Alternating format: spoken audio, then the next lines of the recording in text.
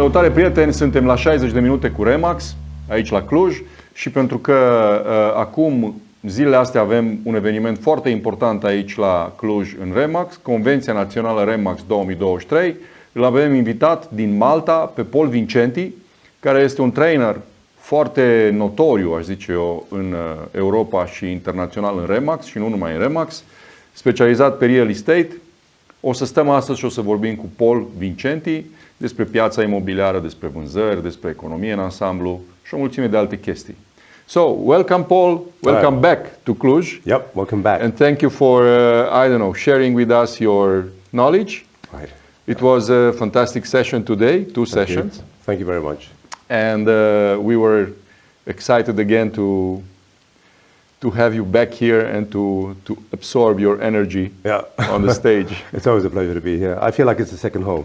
I remember so many years ago, I used to come here, you were much smaller, really trying to get there. And then I come back and you're like, who are these people? Completely version 2.3, it's just something else now. How do you feel us in Great energy. 5 year, 6 year gap? Incredible. You know what? It's incredible, but when, incroyable, as they would say in French, would mean unbelievable, but it is believable. Because when I was here all those years ago, I remember your vision was very clear. You wanted to grow, and I remember you trying to find a franchise salesperson, and you were trying a new franchise salesperson, and how am I going to do this? You're always asking questions. And your vision was very clear. So, am I surprised? No, I'm not surprised. I'm pleased is probably the right word, but I'm not surprised because usually we get what we want, and what we want the most is what we end up with. And it seems that you're here because you wanted to be. I also think you're not quite where you want to be. You're always setting future goals and further goals. So I get that sense about it. Yeah. The energy is great. I'm never happy.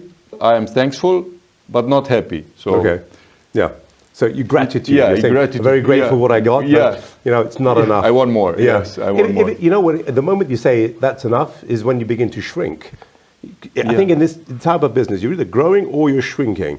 And growth it's great, but if you grow from quality, which is what you're aiming at, and I picked up at this convention, you're aiming at 1st of July, exclusive listings. That's a brave thing to do. It's not easy. I mean, anyone who thinks what you're doing is easy, they don't know what they're talking about, and it must be very difficult for you. Yeah. And knowing that you've got from what I can tell today, the majority of the people are on your side. They get it. They're ready to go on this mission together. Okay. So thank you for coming in this area, because we are in a very important, crossroad. We just ending the 10th year in Remax Romania, and we want to do a very important switch. I mean, we decided to move from mixed open listing, exclusive listings, only to exclusive listings. I mean, to represent only one part of the transaction, mostly the owner, the seller. And from July 1st, we will work only exclusive, representing the seller. Right. What do you think about this decision? Because I think it's amazing. Why? Because it's the only way to work. What amazes me is how somehow in Europe, because it's a Europe-wide issue, we thought all those years ago that working with an open listing was the right strategy. It's not the right strategy, it's the easiest strategy, and it's also the wrong strategy. I shared an example to the convention about somebody I met at Newark Airport, and we're traveling between cities, and so was he. And he turned out to be a lecturer at Harvard University, and he asked me what I did, and I mentioned I was coming here, and we were training. We're going to be training in exclusive listings. He said, why are you doing that? He said, because they work with an open listing culture. And he said, they what? He couldn't understand that any business would dare risk going into an open listing culture. It didn't make any sense. He said, so if they've got 1,000, 2,000, 5,000 listings and they're open, he said, they have nothing. I said, exactly. Yeah. So they're making this stage. He said, that's amazing. He said, but I just can't understand how people work that way. Yeah. It's one of those things. If everybody's doing that around you, it becomes the easy thing to do. Yeah. It's very strange because we come out from communism like 34 years ago, and we started to have like a real estate market just from that point. Yeah. And since then, nobody works exclusively, just like, you know, some very, very rare exceptions. And when we came like 10 years ago, we started to use this term and to implement it. And now we want to go exclusive. And it will be a ticking point. And I hope, and I'm mostly sure, that we'll do like this. Yeah, for sure. And every brave move like this, you know, the analogy probably I would use would be, if you see a piece of stick on the floor, you're walking in the forest and you see a stick, and you want to pick it up, you pick it up from one end. Even if you only want that end, when you pick it up, you pick up both ends. Yes. You can't avoid it. And I think anything you try to do like this has two ends. There's the hopeful side, this is what I want, what we aim for. There will be a cost, I think, in those agents, for example, who are yet to understand deep down and really understand the power of this. There might be one or two agents who will think, well, I can't do this. This is impossible. And you may even lose one or two agents. Would I be upset about that? Personally, no, I wouldn't. I'd try to convince, but I want people who know this is the right strategy, who want to fly with me, not people who want to continue like everybody else. And an analogy would be, you want to be the rule maker, not the rule taker. And that's scary. Any pioneer, anything, you're used to this.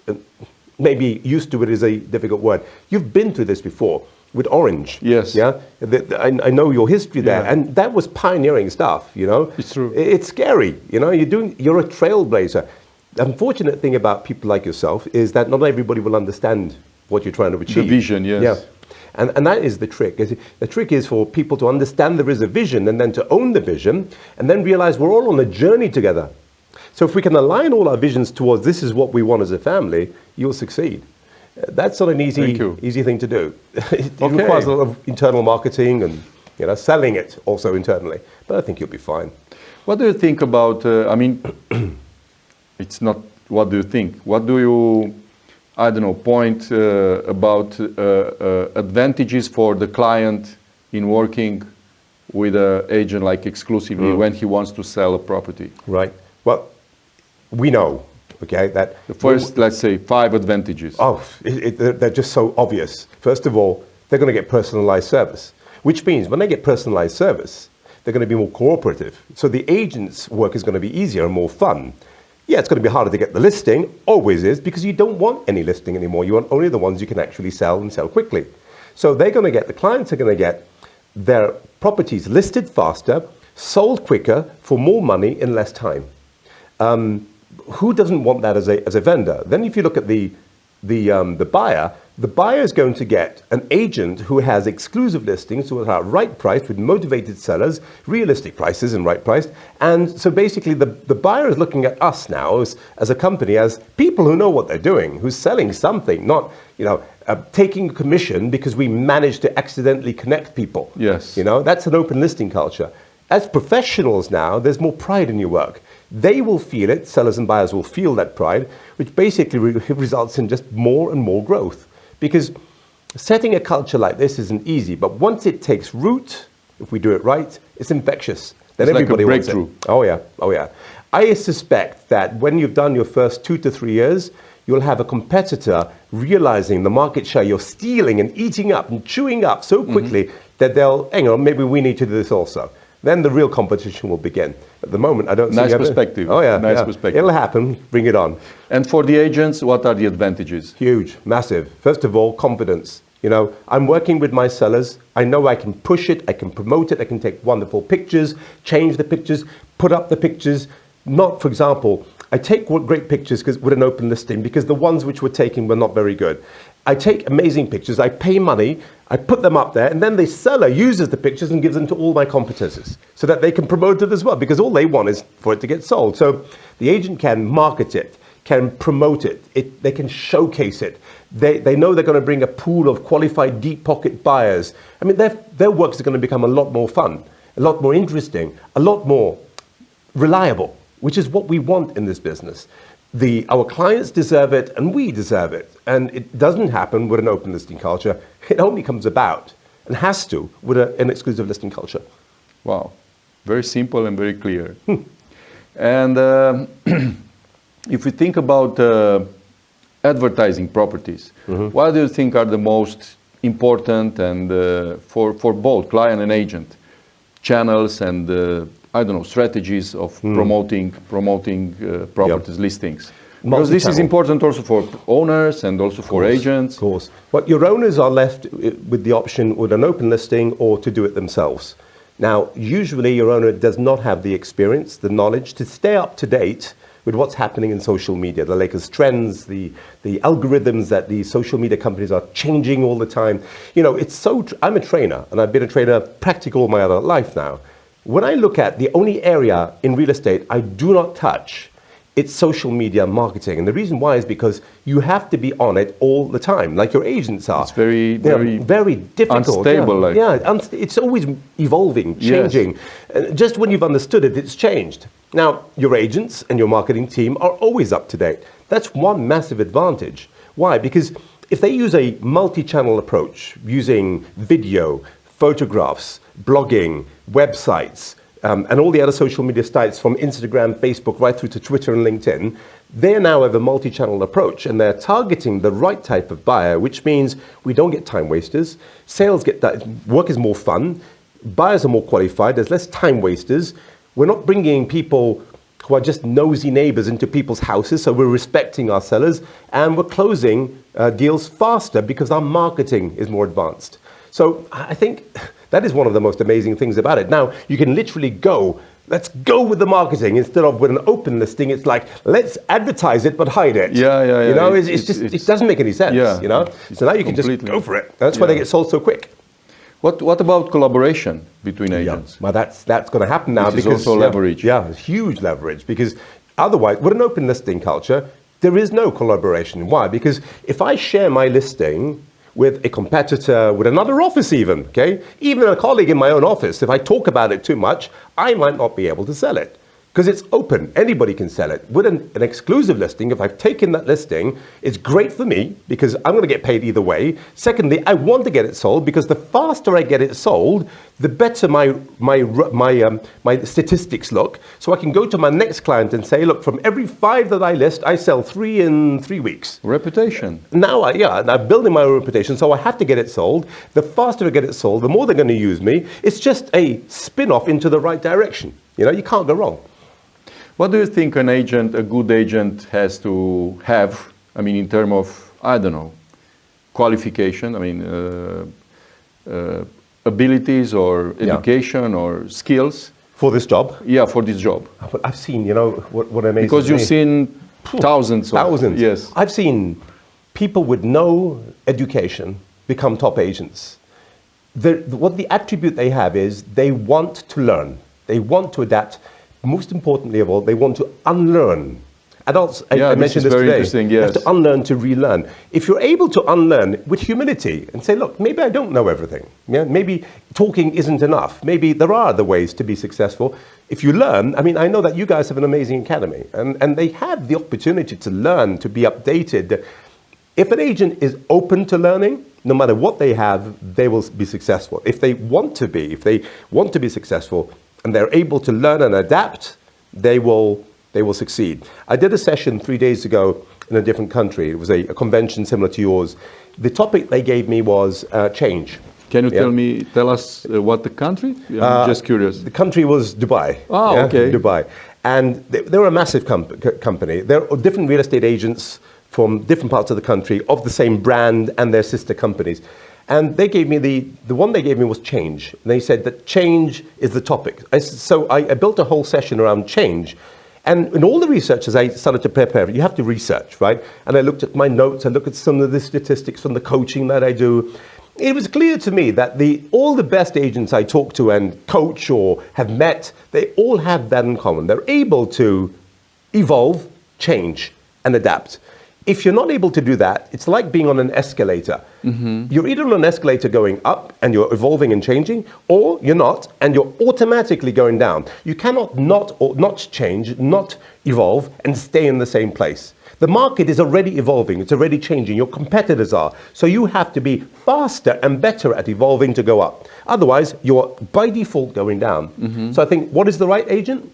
the agent who believes in themselves, is willing to listen, is humble. And the word humble comes the word humus. And humus means of the earth. You know, cheese, you know, the chickpeas, they come from the earth, the beans, humus, we make it from humus. You've got to be down to earth. And if you're down to earth and you listen and you're willing to change, anybody can be successful. I think empathy, it's a very important ingredient. Yeah, I have to agree with you there because, you know, as I said earlier today also, we don't change people's postal addresses. We change their lives. And if we have that attitude, and now it's easier because it's exclusive listing culture, because it's our clients, they're ours, we need to help them. We're committed now because we've told them, we'll take it and we'll sell it. We now feel we have to. With an open listing, you don't even have to do that. There's no commitment. It's a kind of partnership. Yeah, you're in a partnership. You become the project manager. And if you're empathetic towards your customers, then you'll always do well. And by the way, empathy is formed in face-to-face conversations. So if you want to develop deep empathy, it's got to be face-to-face. Yes, writing emails, messages help to maintain past empathy, but to build empathy, it's face-to-face. Something dramatic and very magical goes on when you're face-to-face with your clients. Now, obviously, distances are what they are. Any opportunity you get to be face-to-face with your clients, often... Like human touch. There you go. Okay. You go. Interesting. You saw, like we said, thousands and thousands of agents around Europe and around the world. Yeah. How do you see this part of Europe, like East Europe, comparing with maybe Emirates or West Europe? Because you train in so many places, so many occasions, so many events. Yeah. Do you have a perspective? You're coming from Malta. Malta, Malta's in the middle. It's in the middle, and it's Italian, it's English, it's close to Libya. It's an interesting question. What are the major differences? I see definitely a difference between the Middle East and the way they do business there and how we do business in Europe. But I see a lot of similarities at the same time. For example, in the Middle East, there are certain parts where during the daytime, you can't knock on somebody's door in the daytime if you're male in case there is a female alone at home, and that can be it's dangerous. It's culture. Yeah, you can get into a lot of trouble. So there is the cultural issues that come into play. For example, in the Middle East is a big drive towards Islamic banking. Yeah, Islamic banking it's the accepted religious banking. In other words, you don't exaggerate with charging excessive interest rates, and you don't hurt people when they need money, but you help people. You try to make a business out of it, but Islamic banking is fair. They see it as fair banking. Now, in Europe, we have obviously our differences with cultures.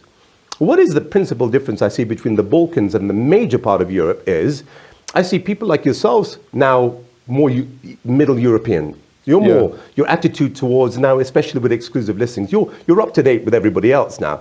But I see still in much of the Balkans, for example, this idea that, and this is wrong, and I think the Balkans also have to realize you're a powerhouse, and this idea that we're just the Balkans, it's different here, and we'll never be the same as, but I don't know, our country isn't like other countries. I hear that in other countries, in Eastern Europe and also in Western Europe. Every country thinks that. And I think they consider the different. Yeah, they think we're not as good as, or from what I can see, you know, if you were boxing, and I love to box, it's one of the sports I find thrilling. You would be this, you're supposed to have a heavyweight against a heavyweight. People in the Balkans, especially you guys, you are like middleweights fighting heavyweights. Really? You punch with a heavyweight punch. But then there are certain regions in the Balkans who do become and stay lightweights because they choose to. They choose to allow those invented limitations to restrict their attitude towards. But you haven't done that here, thankfully, which is one of the most pleasing things I've seen and over the years that I've known you. But I think that is the main issue. The Balkans need to realize also we're great, we're powerful. You guys do an amazing job. If anything, in Europe, they're not that perfect in Central Europe. They make many mistakes. There are still some regions in Central Europe that, for example, work with an open listing culture. You're way ahead of them. Yeah, it's a decision. It's a tough decision, but I don't know. I embedded it, and we are 100% committed, and I can't wait to start. I mean, I can't wait to see how you guys do, because I'm excited for you. And I know there's trepidation. There's always that. I hope it goes well. I hope that have we done the right? There's always going to be that. But great leaders have to have those doubts, as long as they bounce against the vision of where they want to go. Every time those doubts come in, but we're going that way. It's going to be okay. It's going to be difficult. Who's afraid of difficult? Only the loser is. What are the most important lessons for agents for this change? For the exclusive listing change? Yeah, because we have 3 more months, and we will switch only on exclusive listings, and that's it. Yeah, I think how will they better prepare? Only one way, Razvan. They need to role play. Today we did a number of role plays and discussions in small groups. They've got the workbook, they've got the presentation. They know the process they're supposed to use. Offices and broker owners need to get them together like athletes. Athletes training to win an Olympic medal. They have to practice and practice and practice. Practice makes perfect. In Latin, repetitat juvent. Yes. Repetition keeps it young. Remember that one? Yeah. It hasn't changed. We have to repeat and repeat and repeat. When we start to hear agents saying things like, yes, but I know this, why are we doing it again? We know we're getting close to convincing people. Okay. Yeah. So you have to reach the point where we're repeating and they're complaining. If you start to hear people complaining, we're getting close to people understanding what it takes to do this, because it's skill. Skill, if they can practice the skill, when they're face-to-face with the customer, it's going to be a lot easier. Instead of making mistakes and learning, getting disappointed, coming back, complaining, skill, and then try again, and try again, and try again. And accepting the fact that you'll get a number of no's before you get a yes. Yes. You have to get those no's. Yeah, those no's are very important. Like Mr. P said, you have to kiss a lot of frogs. Oh yeah, before you can find a prince. Absolutely. Prince. Yeah, Mr. P. And we have also in our structure the broker owners, the owner of the franchises. Yes. What should we advise them? Oh my goodness. For this big change? Weak leaders, terrible teams. You've got to be assertive, convinced. You've got to understand and share the vision, and then spread the vision. And if you find that there are agents on your team who are not tolerating the vision, who are not pulling the vision, you've got to think very seriously about, should they even be on my team? Because it's like rowing a boat across the Atlantic. You're all in the boat. If one of you in that long distance is just rowing a little bit, it's just making it harder for everybody else. And then it's going to create, you're on a boat in the middle of the Atlantic, and it's going to create division and arguments and problems for you. So leaders need to lead through service, which means you have to roll up your sleeves as a leader, and you have to be with them, listen, inform, ask, involve. Do those 4 things, and you'll find people are more motivated. If they're more motivated, they're all pulling the rope in the same direction or rowing in the same direction, I think then you'll be okay. If you don't take decisive, assertive action, if you see things which are out of line, people rowing in the wrong direction, not rowing at all, you must act, because if you don't act, that becomes infectious.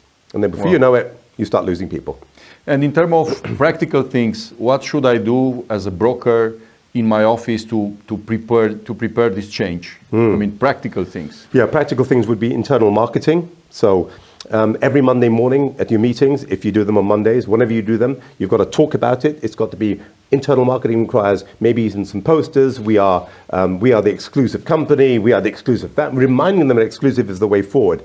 Role plays. Going Very through important. this, absolutely. If they don't do that, what happened today, maybe 20%, 30% will remember and be okay. The rest need to be reminded and need to try it. Yeah, like the athlete, like you said, training every day. Every day. And athletes don't like to train technique. They want to run. They want to throw. I used to throw javelin. Yeah, I remember. You remember that? I hated my coach telling me to do simple exercises like 5 paces, stop. So I want to throw it. Stupid moves. Stupid moves, Yes. But then when you put all the stupid moves together, then it flies. Yeah. But you can't imagine it will fly, because all you want to do, you think, the more I throw, the more it will fly, right? No. There's a whole process to get you to stopping, twisting, and throwing, and then it flies. And when you see it fly, you go, coach was right. Coach was right, yeah? But the coach has to suffer before you can say he's right. Yeah. And for us, for the master franchise, what do you think it's... Well, you already have a clear vision. Yeah, it's clear. I mean, even the events, you know, it's saying goodbye to the past and it's Yes. now the future. The ship has left. You've already got the right culture. I think that culture which begins with you, okay, it's clear it begins with RânZVAN. It has to percolate and continue to fall out into everybody else. A clear message of repetition and encouragement. We can do this, it's going to happen. If you continue that in that direction, you will find, even as we find, we will have difficult moments. There will be difficult moments. If you look at the 4 phases of team development, let's say, with this new product, this new strategy, it's radical, it's change, right? There will be different phases. For example, initially, there'll be rejection. You probably experienced that already. Yes, Some people yes. are like, why? No, it won't work, you know? Yeah, we don't like changes. No, when people don't like Naturally, change, yeah. yes. Then there's reflect on it. People begin to reflect on it, think about it. Maybe it's not so bad. Instead of just saying no, what are the advantages? So you need to be patient. You need to sell it. You need to. Sometimes it takes 5 people longer than the first 2 people who said, yes, this is a great idea. And you may lose 1 or 2 along the way. The third stage would be, so you begin to reject it, then you reflect upon it, then you begin to sort of, okay, contemplate and look into it a bit deeper. You begin to touch it and to try it, then you adopt it. Yeah. But to get to adoption stage, the 4th stage, it's painful. And scary for many agents. Why? Because agents want to make money. If they believe that this isn't a good strategy and we should go back home, Yes. and when I say go back home, let me give you an analogy for anyone who might know a little bit about the Old Testament. When the Jews were left in the Old Testament, they left Israel. Within no time, they were complaining with Moses and saying, what are we doing here? Yeah. We had Just meat, followed. we had water, Yes. yeah, and we are eating locusts and it's not even raining, and you know, and they protested. And Moses is like, hang on a minute, you were slaves. You didn't want to be slaves. Now you're free, but we're in the desert and you're still complaining and you want to go back to that. And there will be some agents who want to go back to an open listing culture because it's what they know. Yeah. It's what gave them some results in the past. That's only because they don't know what the promised land looks like. They haven't got there yet. And it took them 40 years to get there. Wow. Yeah. Well, obviously it won't take you 40 years, but it took them 40 years. Yeah. Very interesting perspective. And I suppose you're Moses in this. You've got the beard. Thank you. Yeah, I need to grow a bigger beard. A stick. Yeah. So you talked a lot about the agent position. Why a person would come to us to become an agent? Why to be an agent? Why are the advantages? Why are the benefits? I mean, yeah. Why? Well, you know, imagining that we are speaking to other people outside the industry. Right. What should they think about this career, let's say, or business? Okay, that's a really good question. It's a common question I hear. And, you know, every time I get asked this question, I find it evolves, even my answer evolves, because the more I learn about it, the more it evolves. And I've learned one thing most recently. I think I'm at this stage now. When an organization like yourselves offers the future of a lifestyle I want, freedom, the ability to make more money than anybody, not to be restricted, to be my own boss, but to have the backing, the culture, the training, the fun, the scary part. If I am that type of person who's looking for that in my life, I'm highly intrinsically motivated, which means I believe in myself. I never blame failure on other things, on governments, on weather, on viruses, on competitors. If I'm intrinsically motivated, I want control of my life. If I'm working for a 9-to-5 and doing a 9-to-5 job and I'm earning whatever hundreds of euros a month, that's all you're going to earn. And if you're happy with that, you know, lucky you. Because most people in the world are not. From what I've seen, from the research I've seen, up to 80% of the people in jobs today are not happy in their jobs. Yeah. They're just not. Shocking. But it's crazy. And they're hoping that they will do all the things they want to do in their life when they retire. Now, if you look at men, only 80% of men reach it to retirement age of 60. 20% never make it. So you spend your entire life in a job that you never really enjoyed anyway, hoping that when you're 60 or thereabouts and it's time to retire, 60, 65, that you'll then live the life which you always dreamt of. And but this you never happened. No. Almost never. If you make it, you're lucky, okay? Now, you made it, but you haven't got the money to live that lifestyle. Because you were on a 9-to-5 job, and you've never managed to save up the sort of money that you need to have that lifestyle. So it becomes a big illusion you never get, so you die unhappy. So if you want to live that sort of life, go ahead. But if you don't, you should join Remax. I mean, I don't see any other option. or start your own business, but then you're entirely on your own. Yeah, this is also a discussion. Why not independent, like an independent brand? Yeah. Or joining a brand like Remax. Look, you get some independent brands who are okay. They haven't got the systems. They've got a database. They've got people walking in, walking out. They lose people. Have you. They don't have access to trainers and coaches and a development team like you've got here, which is amazing. People who know what they're doing, who are ready to support, ready to, they're going to be very difficult moments. What do you do with your agents if you don't have all of that? All you can offer them is a database, So the support. You don't have that support, and people stay with an organization because they're happy at the organization, not because they're just making money. After a while, the amount of money top agents make is incredible. It's just, how do you make all that money? Yeah. And you still want to make more? It's not about the money. It's about the game. It's a game. Yeah, it's a game. The game. It's winning. It's can I do even better? And then you look back, you've got all this money, it's no longer relevant. I rarely ever see agents working in independent companies like that. I see the broker owners like that. They're the ones making the money off the agents, but not the agents. The agents are suffering because they're not given the tools to become amazing. Yeah, and they also don't have, my perspective, they don't have the network, the environment to compete, to measure themselves, to learn from the best, and to share. No, they don't. They don't have any of that. If you are independent, it's very difficult to, to replace this advantage of the network. Yeah, it's For me, for example, it was very, very important to be part of this Remax structure and to learn and see what the other countries are doing. I mean, other regional directors, master franchisors are doing. Yeah. And it was a huge inspiration for me to see how the Portuguese, how the Maltese, how the I don't know, Italians are doing. Yeah. That's one huge benefit which people never see because they just see, I don't want to work for a big company. Why? Why? And they're unable to say why, because I don't like it. But what don't you like about it? I don't know. It's rejection, initial rejection. Most people don't like change. They're afraid. They think maybe it means this, maybe it doesn't. I don't know. I just won't. But when you look at it, why wouldn't you want to have thousands of colleagues sharing information, conventions, training, e-learning, which you guys you run crazy on. Yes. The support of a network of colleagues, of trained people with experience. I mean, why wouldn't you want to work for an organization that can make you a millionaire? Interesting. That's the way I see it. Now, having said that, we'll have 1,000 agents. Is everyone a millionaire? No. And in my opinion, the reason why is because not everybody wants to be a millionaire. Because anybody can. They have like self-limitation. Yeah, they limit themselves. Self-limitation. It's true other people have imposed limitations. Maybe you're a single mother, or you're a mother and you're working part-time. So you don't need to be at that level. Maybe, in other words, it's not always about money. This job gives you what most people need, which is the feeling that the sky is the limit if it needs to be, and the fact that I am my own boss without worrying about paying all those bills and worrying about paying taxes and accountants and lawyers, because it's all taken care of. You run your business in a business with all the support you need. You're given the independence, you're given guidelines, but you're given the support.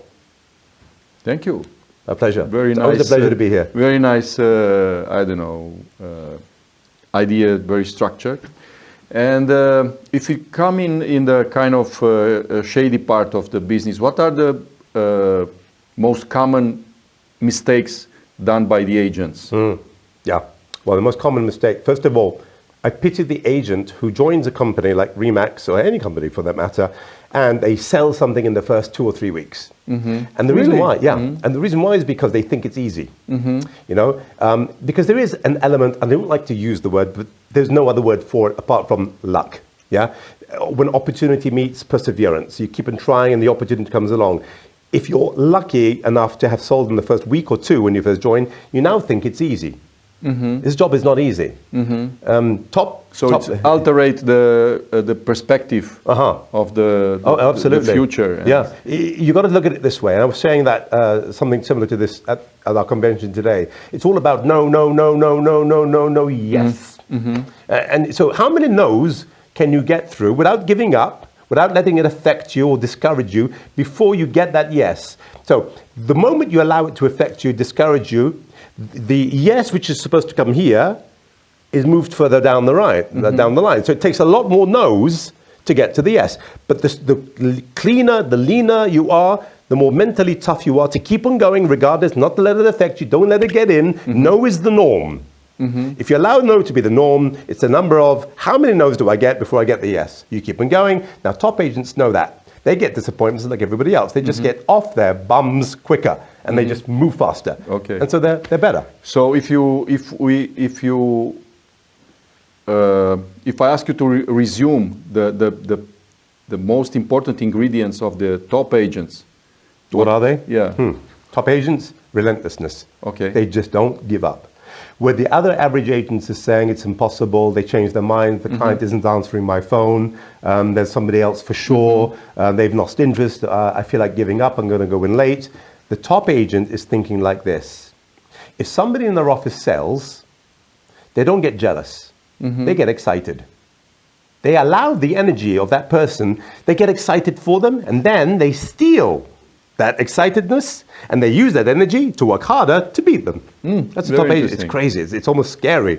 They're like... So they're competitive. Yeah, yeah. I mean, we're in Transylvania, you know? Yeah. Dracula and all that. They suck the energy out of other agents. But they use it. They hitchhike on the agent's energy, and they allow their energy, well done, yes, you're great. And then they take that energy, and they transform it into their own success. They're relentless. They have this attitude of, I can do it. When other people are saying it can't be done, they're saying, of course it can. And even if everything's saying it can't, they don't give up. They just keep on going, and bang. And then they dream bigger. That's another thing. I think this is very important. Yeah, they dream bigger. Vision. A bigger vision. The vision is, and where they dare to dream big, other people are terrified. How? What? No, it's impossible. Commercial, 2-3 million properties, 20 million. Now, how do you? Most people are afraid. They're not. It's a bit like fishing. In August, I have a little boat. I go fishing. Yeah, I remember. You remember that? Yeah. Being in Malta, I love it. I'm just quiet with my buddy, you know, and no people, and I love it. We have a saying in fishing: small bait, big fish. Small bait, small fish. Big bait, big fish. If you go fishing with a big bait, you'll get big fish. So top agents have realized that. They're not afraid to put a big bait in the water to catch a big fish. They know it's going to be a struggle. It's going to even be scary. Big vision, big goals. That's it. Okay. Big results. Okay. Small goals, small results. Yeah. I remember you have a special training for luxury collection property. Yeah. What few advices for agents that want to go to try this collection segment, like luxury properties? Yeah. What's the difference between regular market and the very stratospheric the affluent segment of luxury properties? Okay, I think the major difference is there are a number of differences, but the major ones are these. I think the way we market. So with luxury, it's all word of mouth. It's all referrals. It's all, you know him, get introduced to them, who refer you to that somebody else. So it's not mass marketing. You shouldn't find luxury properties on Facebook for sale. It insults the sellers. The sellers are very discreet normally. The more wealthy they are, the more discreet they are. Yeah. They don't want you to be doing that. Maybe they don't want anyone to know they're even selling. Interesting. There's a whole mindset behind it. So I think if any agent wants to get into the luxury sector, the first thing you've got to do is immerse yourself in luxury. Understand the mindset of a luxury client. It is not easy. Sellers and buyers. Yeah, they think differently. They're a completely different way of thinking and marketing. You don't have to be rich. You don't have to have an amazing luxury suit and car yourself. They believe very much in the law of reciprocity. In other words, if you help them, they will help you. But you cannot get through into the special clubs which affluent people go to. So for example, certain golf clubs or specific clubs where you can only be allowed in by invitation. You can't get an invitation. You can't pay to go in. You've got to be invited in. And often they will give referrals to the owners to say they trust you and you can come into that circle. That takes time. Yeah. So if an agent thinks, well, I can make more money by working luxury because it's how different can it be? It's completely different. Many agents have tried it and they don't know what they're doing and they fall flat on their face. Another thing would be you've got to have a budget for marketing. So every transaction that you make, you're grabbing from your commission immediately before you spent it 20% and putting it into a marketing fund. And you have to spend that. An investment. Yeah, and you put that back into your business. If you're not willing to work like that, don't get into luxury, because that is where you make a lot of your direct marketing. You know, where you're buying dinner tickets for your past customers to remind them they still exist. Then you get a new listing, or they trust you now with their villa in San Moritz. You don't live in San Moritz, but now because you're a luxury agent in collection, there is an agent there. So you get them in touch and you take your referral fee. Yeah, like you a collaboration. Yeah, which you can't do unless you're working with collection.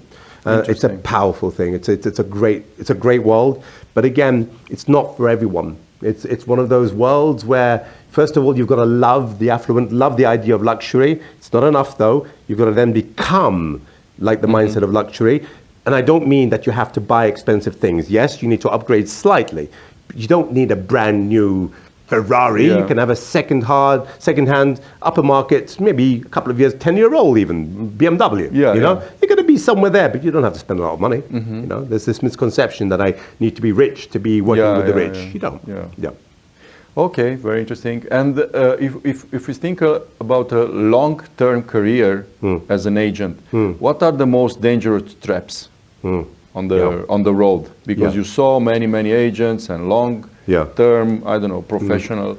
What are the traps? We spoke about it, you and I, on the way here, something very similar, but a different topic. It's becoming complacent, thinking you know it all. I always remember Kevin Buttigieg from Remax Malta, how he was at his very first convention. And he's a great salesperson, also, as you know, runs and owns the region of Malta for Remax. And he was telling me how in his very first convention in Vegas, he noticed in the training course there was somebody next to him who was taking notes. And then he noticed in another training course, because Kevin went to all the training because he was new, right? And this other guy taking notes, and they introduced each other. Then in the afternoon, the evening, this same guy was receiving the top awards, top salesperson awards. And Kevin said, isn't that the guy who was in basic training with me?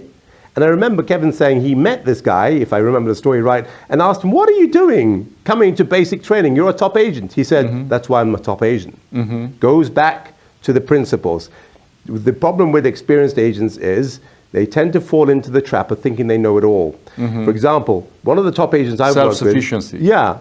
Or pride, pride. Ego. I think, well, I don't need anything. I don't need to go to meetings. I don't need to do this or training. And they're the ones usually who miss the signs.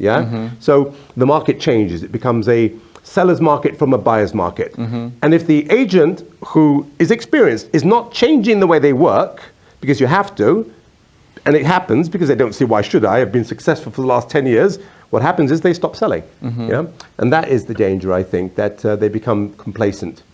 Also, one of the things all top agents have, we'll go back to the other question and also link it to this, all the top agents have got a goal.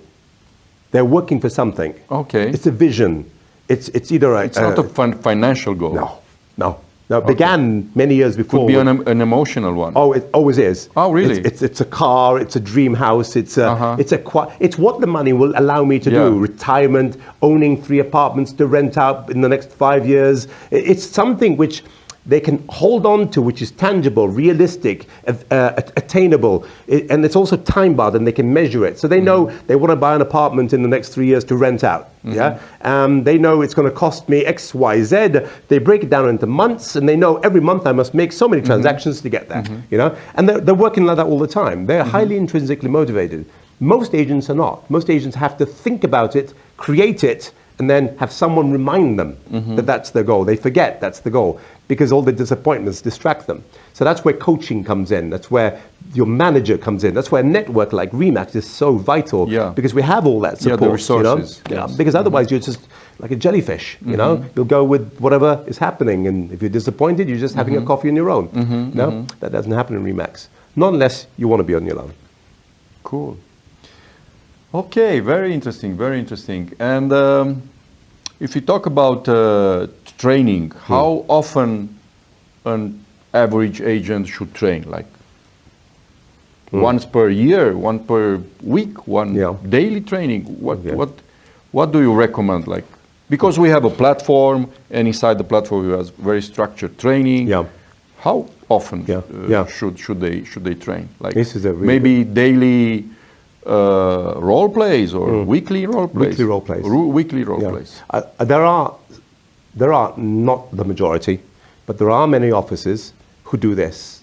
They don't advertise it, you don't know about it, but you see it at the end of every year. They're the ones. Like an internal game. Yeah. Okay. They're repeating and role playing, repeat and role play. Yeah, I saw this in Portugal. Like And that's why they're always. Yeah. Because it's think about it this way. I will never be an Olympic boxer, never. I get it. Yeah, I started way too late. It's realistically it's not possible. So how do I train? I train like someone who'll never be an Olympic boxer. Yeah. I will never be. So I have to be realistic. Also, my age is what it is, right? But if I want to win a world championship, I would have to train like a world champion. So if you're an agent who wants to be a world leading top agent, you need to train that way. Otherwise, don't. So you have the option. The more you train, the more you put in, the more you get out. So if there was a standard of how much and when, at least the frequency should be minimum. Every 2 weeks, role play. I would prefer every week. Role play how to qualify, role play how to overcome objections, role play how to get an exclusive listing, role play how to make a cold call. All of these things are vital. The agents who don't need to role play and are very few. Very few who don't What need means very few in percentage? 20%, 10, 20%. That's why you have 10% of your office are top agents. Yes. It's nature. It's the way they are. Nurture the rest need to get there. Exercise. Yeah, they need. And the problem is, if training and development like this is not part of your strategic vision and everybody knows it, it becomes optional, which means training and development, even your online courses, become deprioritized for being out there selling, which is why they resist training, because they think it's stopping them selling. They're not realizing that's going to give them, they avoid it. Yes. Because it's not a culture which is from the top, firing down from my brokerage down to my agents, and I'm telling them it's important and reminding them, because I'm doing the role plays, it becomes optional. And why would I want to be sitting in front of a screen or on my phone or in a class when I could be out there maybe making a commission? That's how they think. Yeah. What they're not realizing is the more you do that, the more times you'll be able to close sales. But to make that connection isn't easy, because it's weeks and months in between. Yeah. And It became a habit. yeah, it has to be a habit. It has to be. I like this guy who keeps on going to basic training, and he's a top agent. You know? And if you talk about buyers, why a buyer should hire an exclusive agent? Okay. I think the right question would be, why wouldn't you?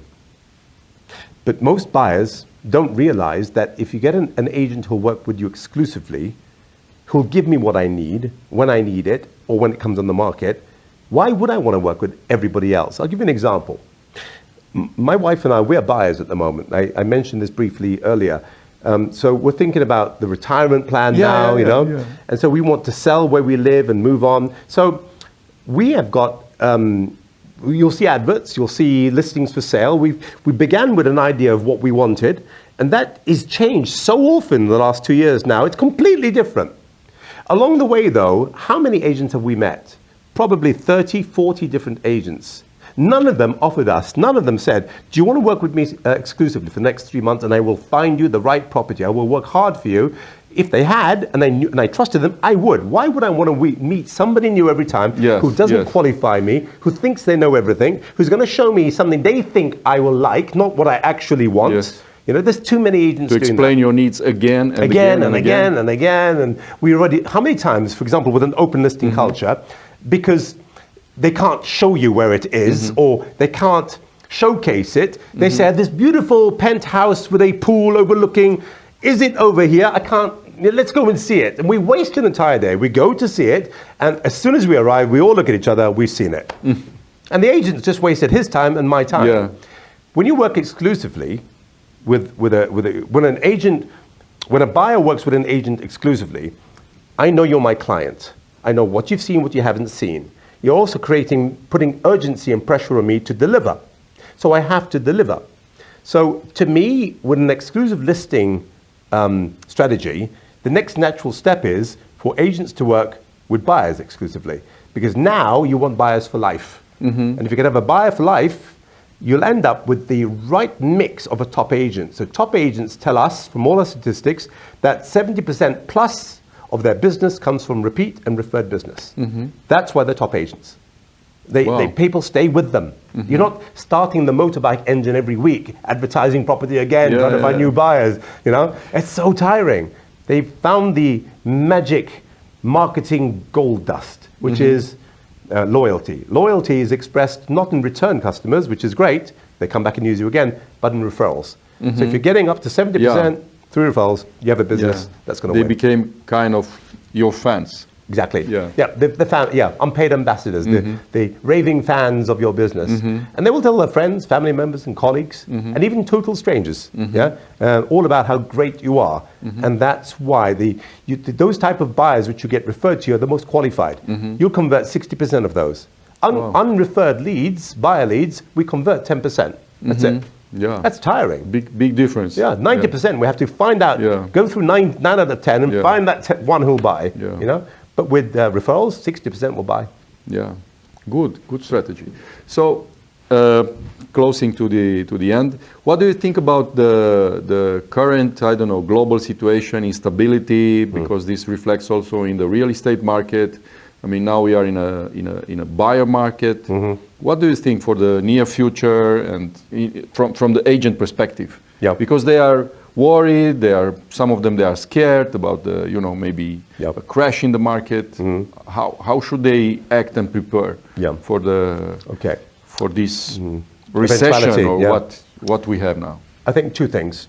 1, focus on what you can control, not what you can't. Very simple and smart. Because otherwise it's just drama. Yeah. And that's a waste of energy, a waste of time, waste of thinking, waste of money. Focus on what you can control. When you're dealing with maybe sellers and buyers who are worried about the economic situation and all that, your job is not to worry with them. Your job is to reassure them. At the moment, the market is fine. At the moment, we can do this. Focus on the now and stop worrying about maybe what ifs.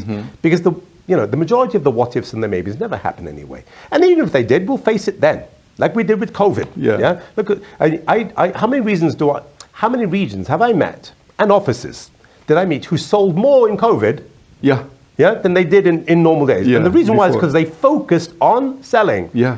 On finding new strategies. They had a kind of hunger. How am I going to find a way? They found a way and they sold even more. That's because they were focused on developing, coming up with new ideas. You can't develop and focus on new ideas if you're worried about what may happen in the future. You can't. So that's drama. Kill the drama.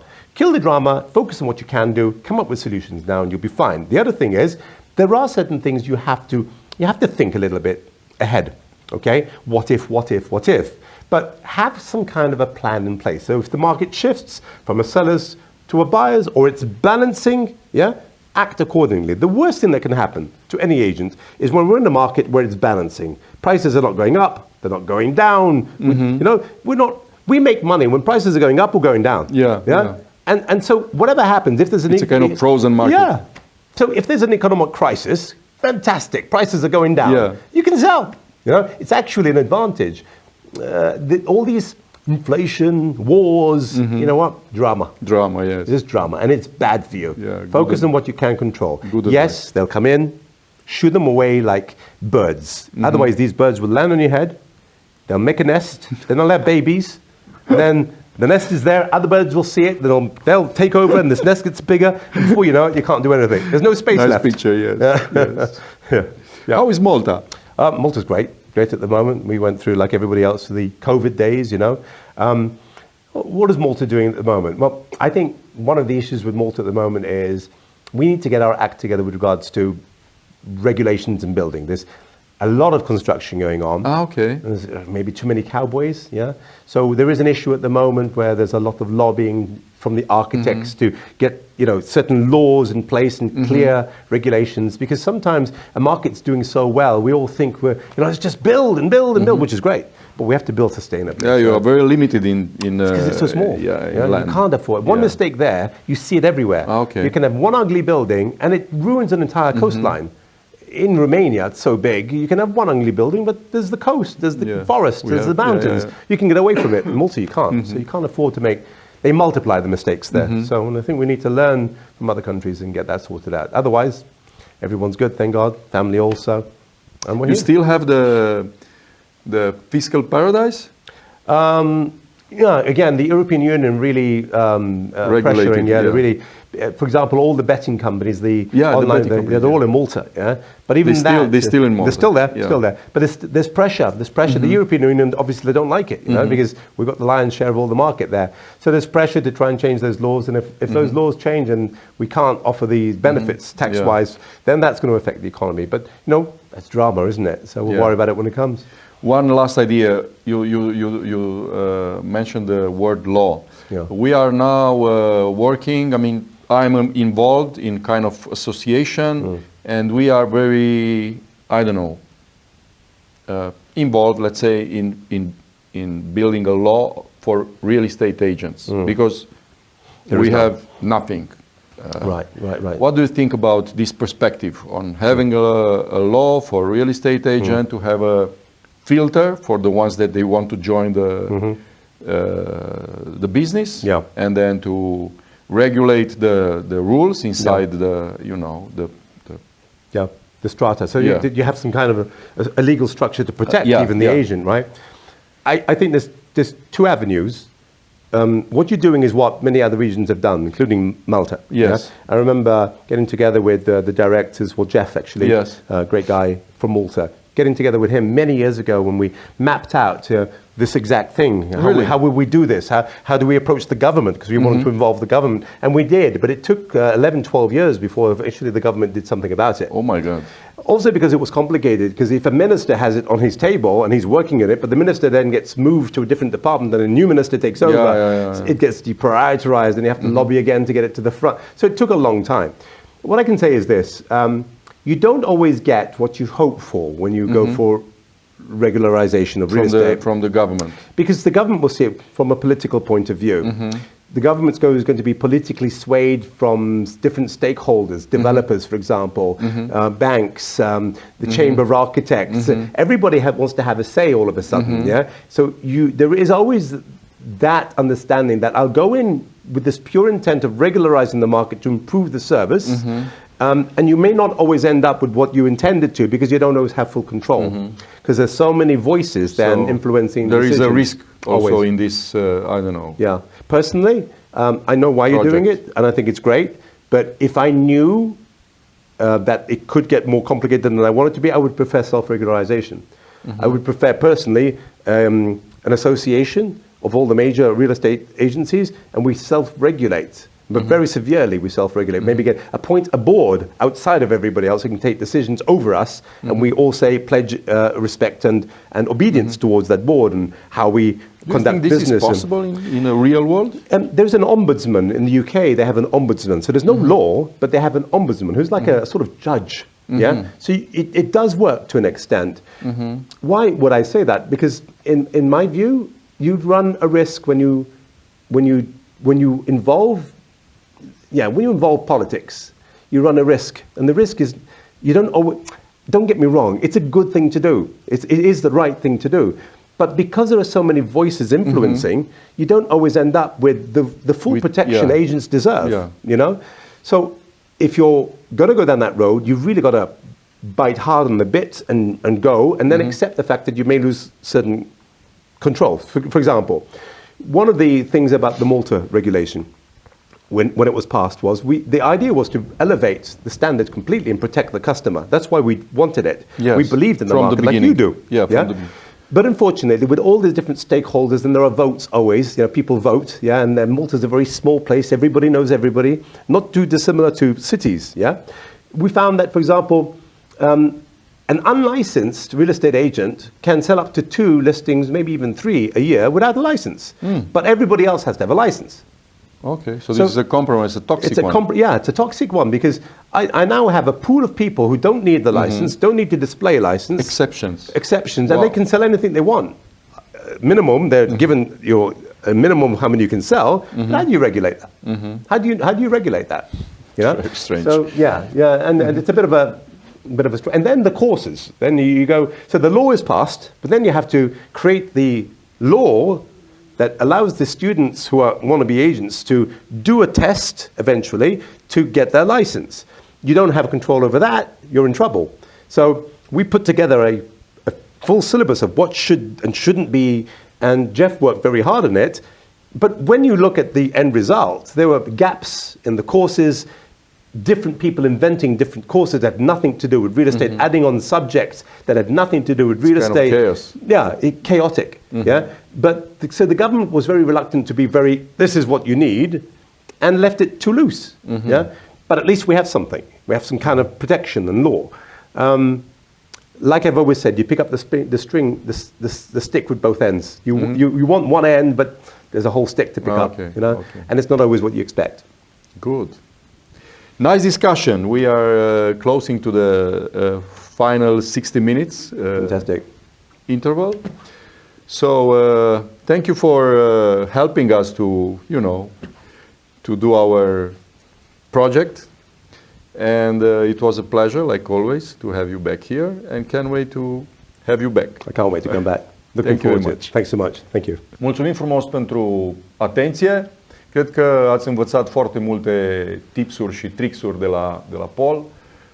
Pentru noi e o mare bucurie să-l avem aici din nou, în Cluj. Și țineți aproape, o să revenim cu noi programe și noi invitați în 60 Minutes with Remax.